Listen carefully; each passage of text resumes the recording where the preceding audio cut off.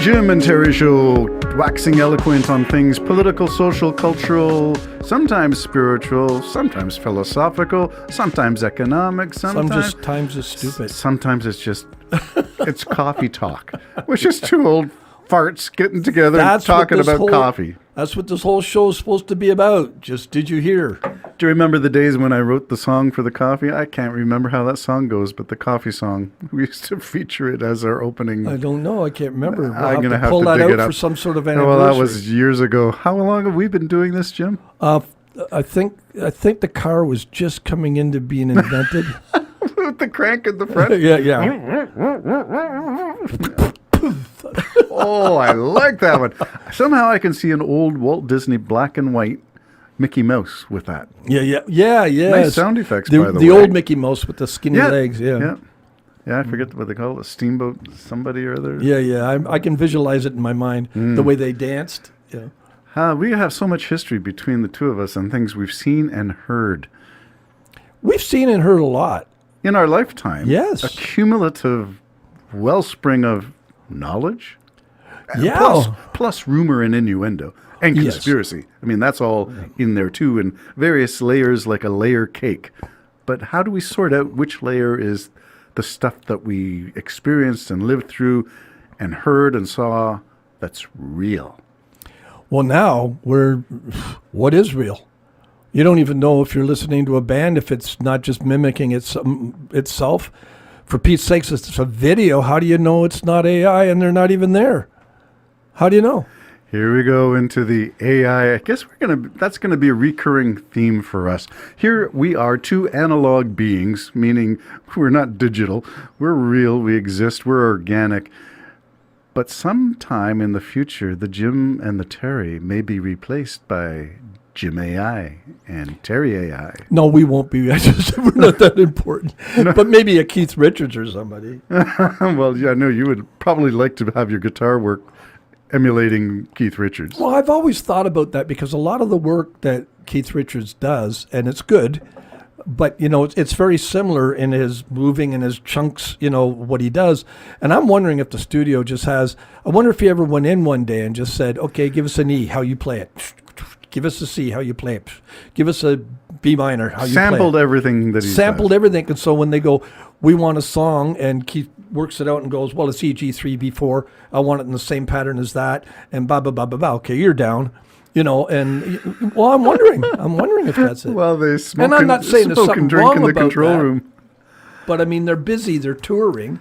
And, I don't know what that would be like, that creative process, when you go to put it down in the studio and time is money. Well, that's one thing I like about the Beatles when they showed that Get Back movie of them getting in there, and, Paul McCartney was, Georgia wasn't some from Pakistani, Yeah, just making up the words. Worked out to one of the best songs they've ever done, in my opinion. Yeah. Get Back. Yeah. Watch them working it out just in raw form. Is that how you create? Like when you're starting off your songs and you got the melody in your head, you don't know quite where the words are going. Do you start singing from anything? Like you just make up the words on the fly and just, even if it doesn't make sense, you just get words out? I don't usually. I usually work a little different, I think, because I know what the end I want, and then I don't work backwards, but I work towards that end. And it's funny you said that, because just this morning I was brushing my teeth, and I want to write that song Phantom Hair, because I just like the feel of it. It's your basic 3-chord song, but it's just got a really good feel, and I can see it romping along, you know what I mean? And it's all about this guy, he's really not what he thinks he is, And I went over quickly and I wrote down some lyrics. It was something like, she saw me coming with her sharpshooter stare. Oh, a lot of alliteration in there. Yeah. Sharpshooter stare. She saw me. Sharpshooter stare. That's a lot. She couldn't take her eyes off my phantom hair. In other words, she's looking at my bald spot, You're just an ugly whatever. So, but that just came in that, but I wanted it to, because I got like 2 songs I want to write. I know the feel. I really got the feel to the song now. But I also want the lyrics to just flow. And that one is going to be like, she came out like that. And then it's going to get into more of a, that kind of thing after that. So I want the feel of the song to be captured in the lyrics as well. So sometimes the only way to do that is start singing. Yes. And that word goes with that word. It came out, and so that's what she saw me coming with her sharp shooter stare. Your lyrics, do they react to the music, the feel that you establish? Yeah, lots of times. Yeah, Okay. they do. Yeah, I do the same thing. Yeah. Get the feel, and then all of a sudden the words start to flow. Yeah, interesting. Okay, where did we start this? Did we say AI was at the beginning of this stuff? And would Jim and Terry ever be replaced? And that's a technical question. Yes, we can be replaced. You mentioned the case of the senator or congressperson making a testimony. Yeah, he was actually warning about the misinformation of AI, and then at the end of the ad, he says, "And just to let you know, this isn't me. This is AI." Yeah. And you went, wow. And I told you about that ad I've been watching about that very attractive, the green dress lady. yeah, very attractive, physically healthy lady walking towards the camera talking, very sexy and nice. And this whole office, everything's flying by her like crazy. And I believe the talk is, I'm at that age now, I have a rough time remembering whatever. You don't even remember what she was advertising. Yeah, I think it was some AI. We will help you with this to help Right. your business. Right. And I get the impression that she's not real. She's AI because the way they put the dress on her and the way she was shaped was a little bit over proportioned, I think. And I think they did that to capture your. If anybody knows the green dress lady that Jim's talking about, write into the show. We'll be willing to look at options. Is it a real person? Yes or no? Cast your vote. Well, they're making ladies and stuff look that good. So anybody who has a fantasy world, that's what's going to happen. It's not. There was a time everything looked like it was computer generated. Now it looks as real as whose real. ideal is that green dress lady? Is it your ideal? Is it my ideal? Somebody's decided that was an ideal person in proportion to sell something to you or to me, or who's the audience? Well, I Whose think they idea probably is this? feed into it what's going to get the most views because they'll also be including women. So who's going to get the most views? Okay, let's take that off on a tangent. So I'm going to shift the track and say, do you notice on, say, YouTube or any other social media that people who post visuals now post visuals that are not related to whatever you're going to see on when you click? It's the clickbait image that gets you to click. I don't do much of that because I still haven't set my phone up after the month of having it. Maybe this is good. Yeah, I don't do much of that.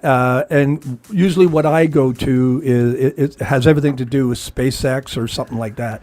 I don't. But I don't, even in some of those channels, the you screenshot can, that they show you has nothing to do and is not even the in the content. Lifestyle of Bob Dylan. He's got this unbelievably fabulous babe by his size and a Maserati.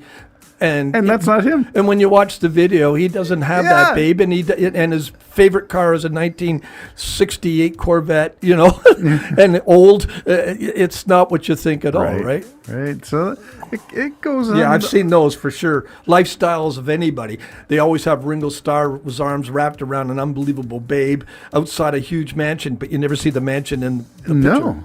Yeah. No, so that's misleading. Absolutely. But is that a form of? Could that be AI generated screenshot?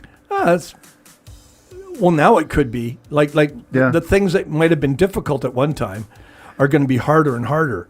And then it's going to get to the point where we're just not going to care. That's a good-looking woman, but she's not real. I don't know, she's a good-looking woman. That kind of thing. So this is the epitome of eye candy. We're all going to be tantalized and dazzled by visuals. Yeah.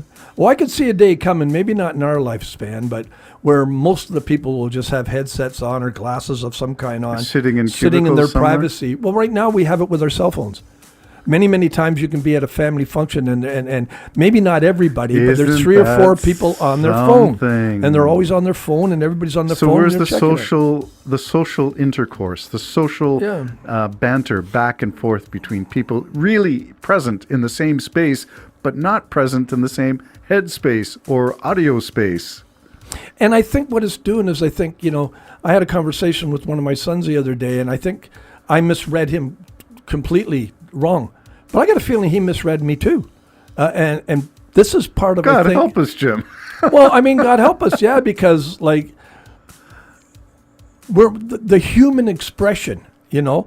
One could be angry when you're not really angry, you're tired or you're sad. Oh, is this an email or text Oh or no, something? no, this is in person. In person, Yeah, and you're yeah. misreading the visual. I think sometimes we can do it now Isn't that because I think interesting? we're getting so non-humanized. I think we're starting to We're not used to reading the real real expression. I know one time I went to church one time and there was this really nice lady there and she goes, "Why are you so sad?" I said, "Oh, I don't think I'm sad. I think I'm just tired." "You look sad." I said, "Oh, I'm not. I don't think." You know, and you say to yourself, "Am I sad? I might be sad. I don't know." But I think we're finding a harder time. Do you think Reading. we are not able to read visual expressions in human interactions anymore because we are more attuned to a two-dimensional flat space on your screen on your phone? Well, I think all that's possible. That's all I'm saying is I think it's possible. I think we've gone down that pathway. I think there's no getting out of it. Humanity is far going to gone. morph into what we're going to morph into, and because there's money. Wherever there's money, they don't care less who goes to hell in a handbasket or not. As long as they can ride that yacht 3 times a summer, everybody don't care. And we know the dangers of AI. That ain't going to stop AI. Not even for a minute. Somebody's going to come in and say, "Look, we can do this for 14 million less than what you're paying." I'm in.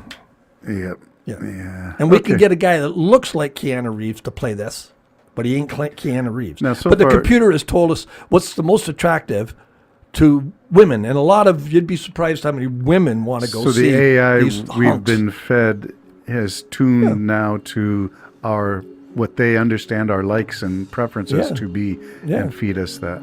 I wanted to get onto the AI on the danger side of things with a political election coming up in the U.S. in November, in Next show. Canada in 2025. Next show. Election interference from AI sources? Next show. Next show. Jim and Terry Show signing off. Bye-bye. Bye-bye.